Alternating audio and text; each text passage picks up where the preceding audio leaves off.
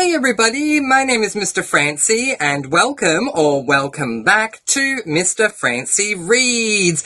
Today I'm going to be doing a slightly more negative type of video, but you know, it's par for the course honestly when you're running a booktube channel and you're trying to be transparent. Some videos are going to be positive, some are going to be negative, some are going to be neutral. Today just happens to be a negative one. Today I'm going to be talking to you about two cozy mystery series that have broken my heart. So, let's get right on in. The first series I'm going to talk to you about is the Nantucket Candlemaker Mystery Series by Christin Brecher. So there are 3 books in this series, all adult cozy mysteries. The first is Murder's No Votive Confidence, the second is Murder Makes Sense, and the third is 15 Minutes of Flame. Now let's go through my star ratings and then I'll explain what got me interested in the series, what kept me going, and what eventually ended up breaking my heart with it. So, for Murder's No Votive Confidence, book 1, I gave this book 4 stars. For Murder Makes Sense, book 2, I gave this book 3 stars. And for 15 Minutes of Flame, book 3, I gave this book 2 stars. So last year I got to a point where I began creating my very first SAS list. Now for those of you who don't know, SAS, S-A-S, stands for Serious About Series, where you put a certain number of series onto a list at the beginning of the year and you have the goal to either begin them, continue on with them, or finish them off by the end of that year.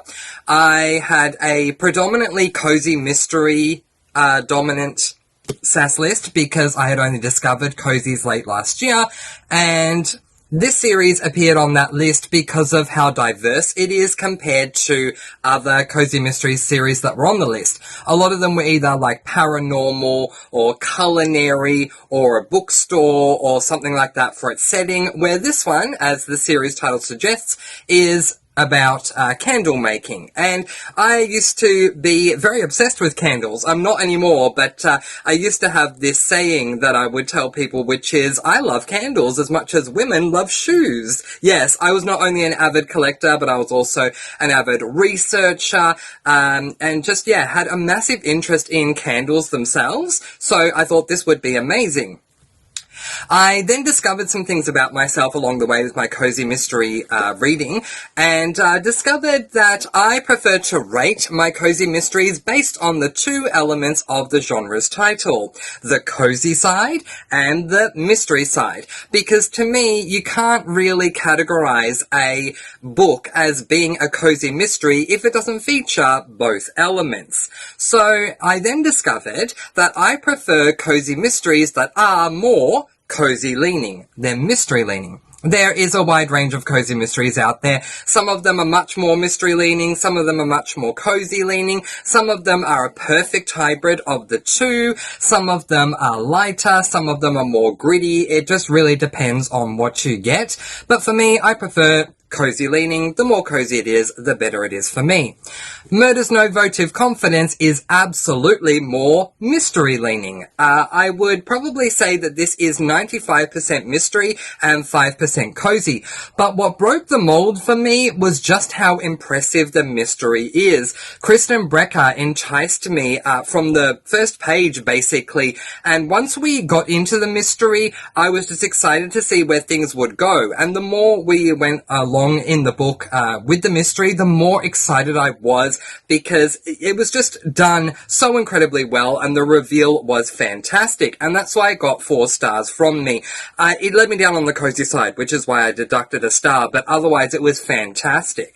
So I was really looking forward to Murder Makes Sense, and I had to wait a little while. I read this book in March, I read this book in August. So I had to wait a while for this one, but that's okay. I was very excited, jumped right in, and, well, a mold for cozies was broken for me. For those of you who don't have experience with cozy mysteries, totally fine. I'm happy to tell you that cozy mysteries are predominantly set in a small town because small towns have that cozy feel.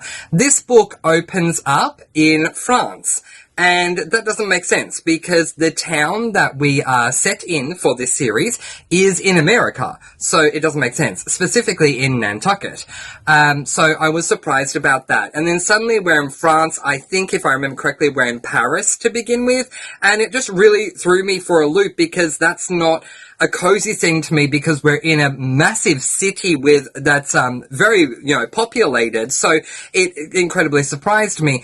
When our protagonist ends up going back home, which she does, that's not a spoiler, it makes sense why we started in Paris because it does connect back, but the mystery just was not enticing to me at all. And then we had an added aspect that I don't want to get into because it's a spoiler, but we had an added aspect to the mystery that I hadn't come across before in a cozy, and that just did not work for me. And unlike this one, in fact, the exact opposite to this one, with this book, the more the mystery went on, the less I was intrigued by it. Now, there were more cozy aspects, so I did appreciate that. And I ended up giving the book 3 stars, but the mystery let me down.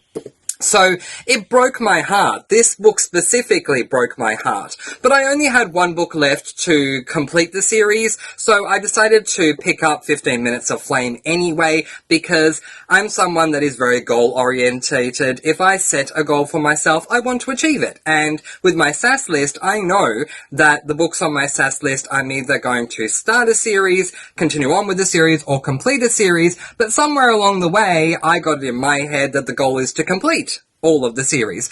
And with only one book left, I decided, you know what, let's just pick it up and read it, that way we can scratch it off. But I still went in open-minded because I thought, book 1 was so good that I was hoping that book 2 was literally just going to be middle book syndrome, and then book 3 would be amazing, and it just wasn't.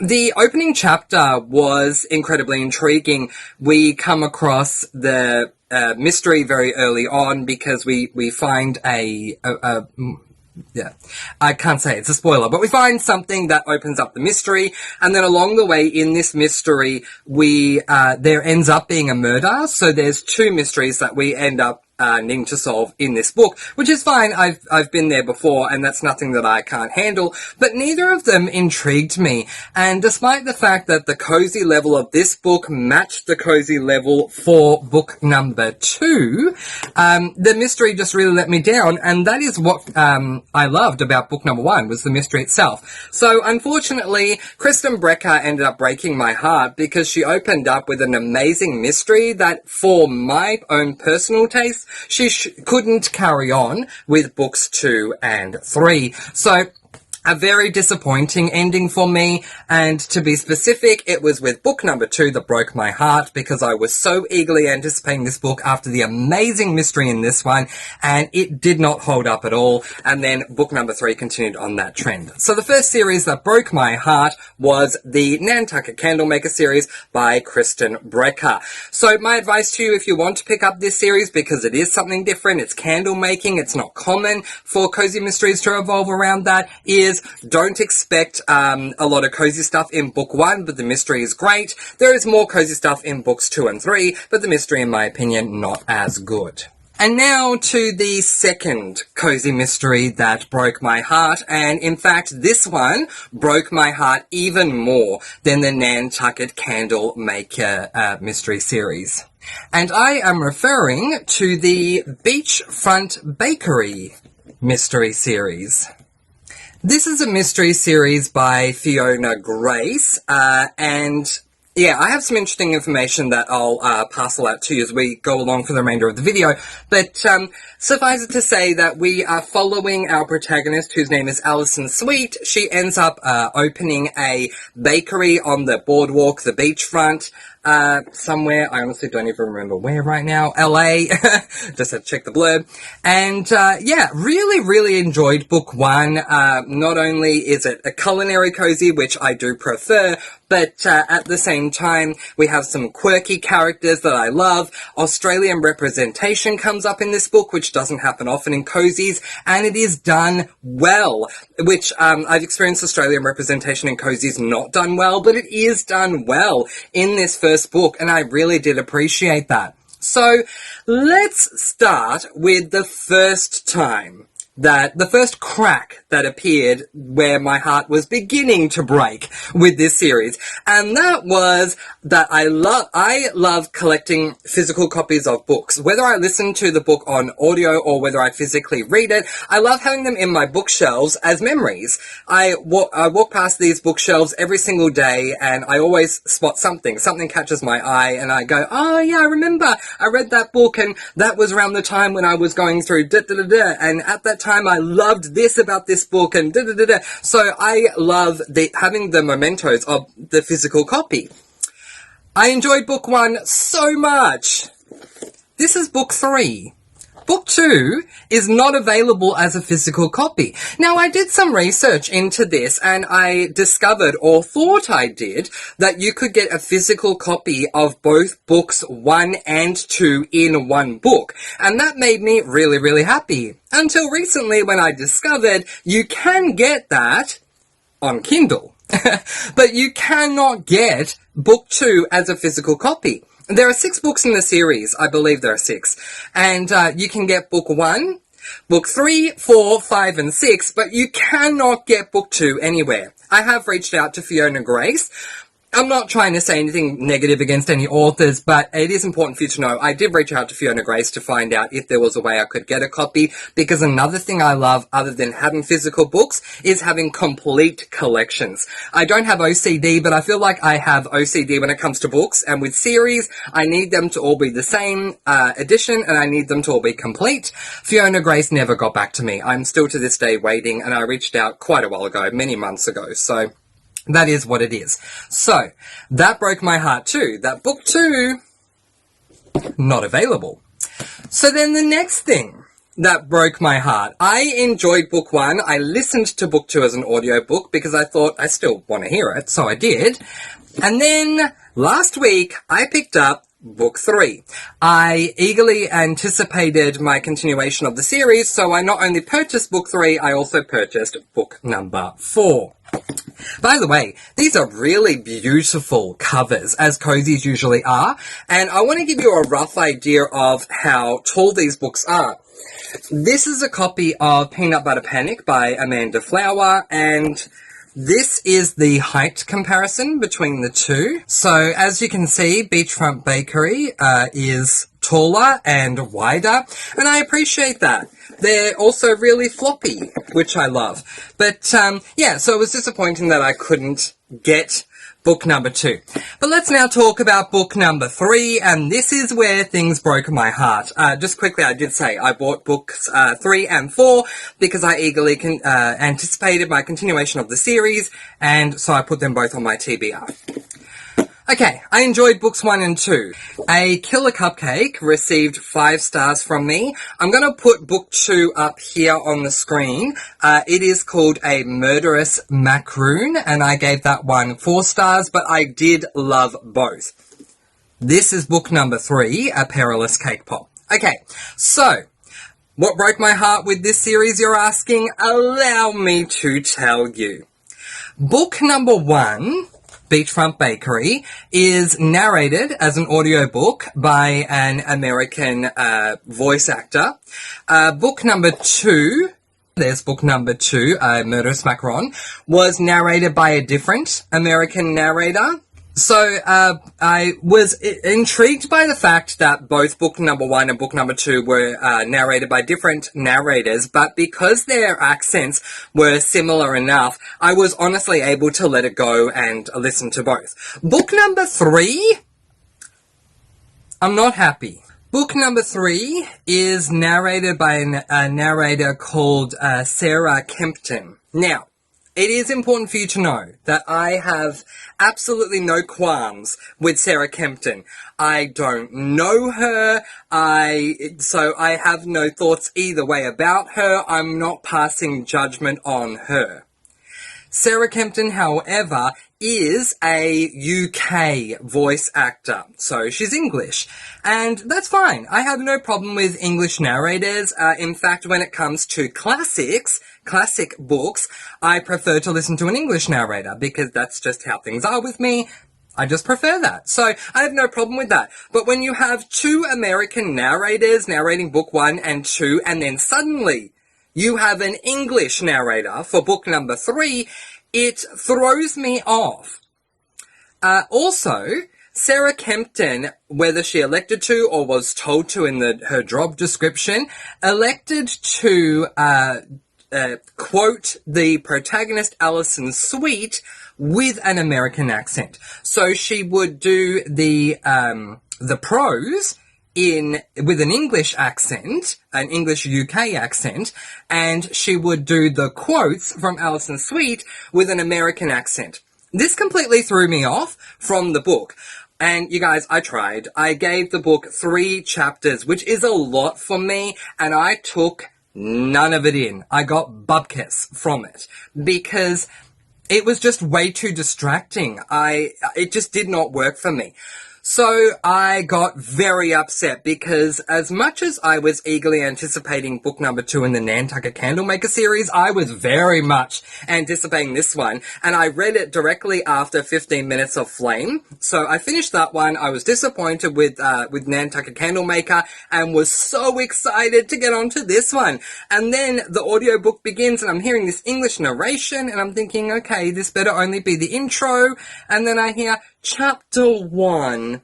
Alison was da-da-da-da. And I'm like, wait, hang on. Why is she English? It was just odd to me. So I thought, okay, what I'm going to do is this, because I tried 3 chapters, it didn't work.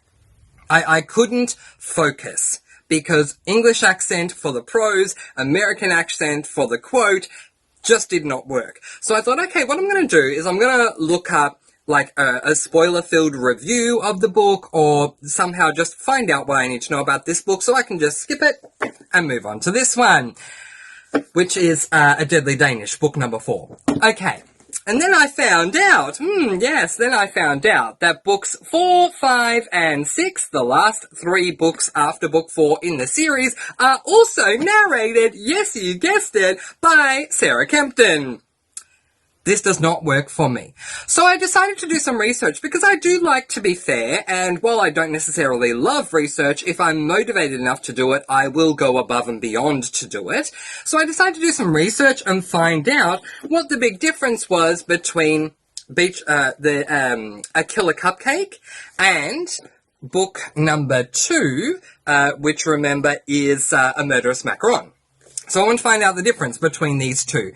And book number 3, A Perilous Cake Pop, because first 2 are done by American narrators and 3, 4, 5, 6 by an English narrator. And I thought maybe she had a publisher for books 1 and 2, and she independently published the rest, and therefore it would make sense.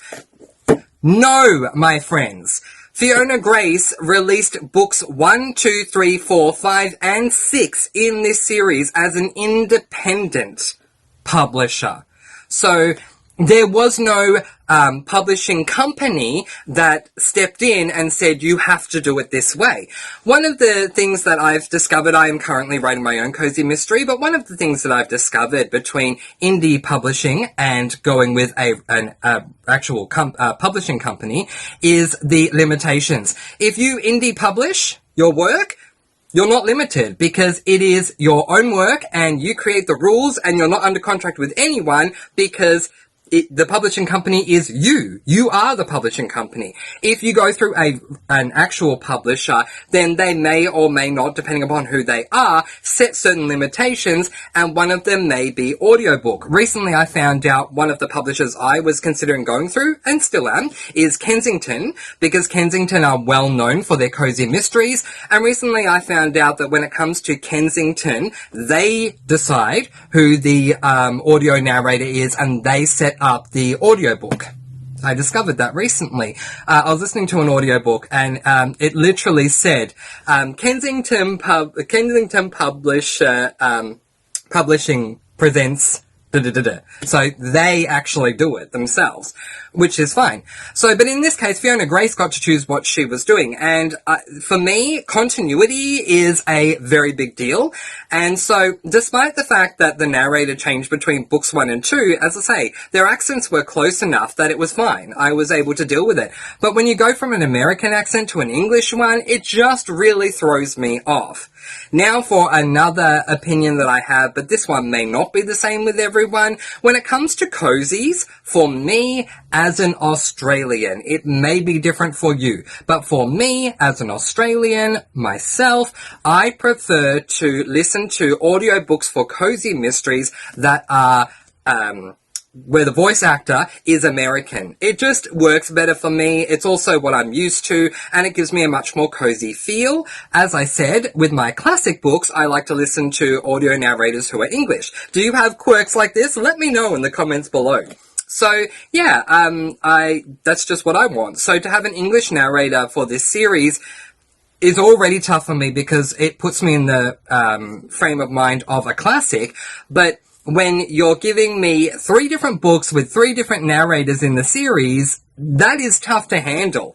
When you give me the first 3 books in a series and the first 2 are done by American narrators and the 3rd, 4th, 5th and 6th are done by an English narrator, it completely throws me off. I am DNFing this entire series based purely on that. Do I recommend the series to people who physically read? Yes, 100%. I think it's a great series. I think Fiona Grace did a good job. I just think that she made a very poor decision when it came to her narration. Now, there are things that do occur outside of our control. Maybe the original narrator, who I'm going to tell you who they are. The narrator for the first book is a woman by the name of Ulka Mohanty, I believe, U-L-K-A, first name, surname, M-O-H-A-N-T-Y, Ulka Mohanty. And as exotic as that sounds, she definitely has an American accent in that one, and I appreciate it.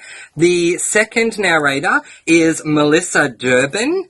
D-U-R-B-I-N. Again, she's American. And then from the third one onwards, we have Sarah Kempton. So, it just incredibly annoys me. But there are things that are going to be out of our control. But, for all I know, Ulka could not continue on doing the voice narration for the rest of the series. Totally fine. There could be many reasons why Ulka didn't want to continue on. So I understand that. That is absolutely fine. Why she didn't want to, why she couldn't.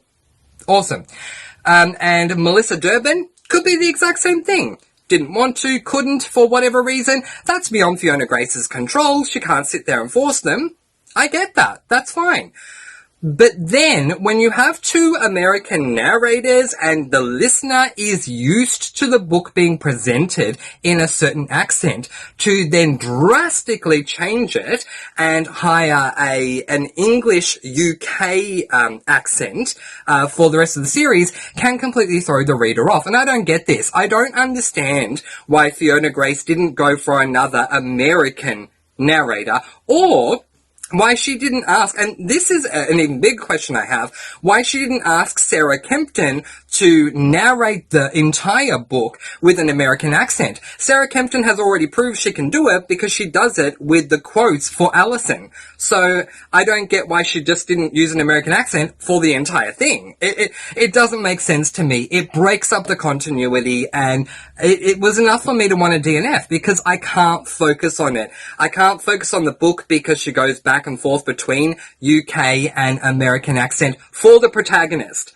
And when you are narrating the prose in a certain accent and a book is written in first person using I went to the shop, I came home, I spoke to my friend, that accent should be the same because the prose is from the perspective of the first person the protagonist, because it's written in first person. So it doesn't make sense that you would say the prose with an English accent and the quotes of the protagonist in an American one anyway. So either change it up and have both be English, or preferably for continuity, have both be American. But unfortunately, it's enough for me to want a DNF. Now, the books are short, but length is not an issue for me. I'm currently in the midst of doing a crochet blanket. I have a project I'm doing, and so I listen to audiobooks while I am crocheting and doing that project to save time, doing 2 tasks at once. Yeah, just unfortunate. But there are a myriad of reasons as to why book series can break our hearts. What reasons do you have? What series have broken your hearts? Let me know in the comments below. I'm intrigued to find out. Yes, you know, I'm here to be positive most of the time, but sometimes, especially in the spirit of true transparency, it's good to talk about things that we may not like when it comes to the reading experience. Alright, so these are the 2 series that I spoke about today. The Nantucket Candlemaker Mystery Series by Christin Brecher and the Beachfront Bakery Series by FIONA Grace. In the meantime, I'm going to let you all go with peace, blessings, and so much love. I try to post videos every couple of days, so do keep an eye out. But in the meantime, that is where I am going to leave it. Letting you all go with peace, blessings, and so much love. Please do be kind and love one another and spread your sparkling energy all throughout the world. And until next time, say it with me. Happy reading. Bye, everyone.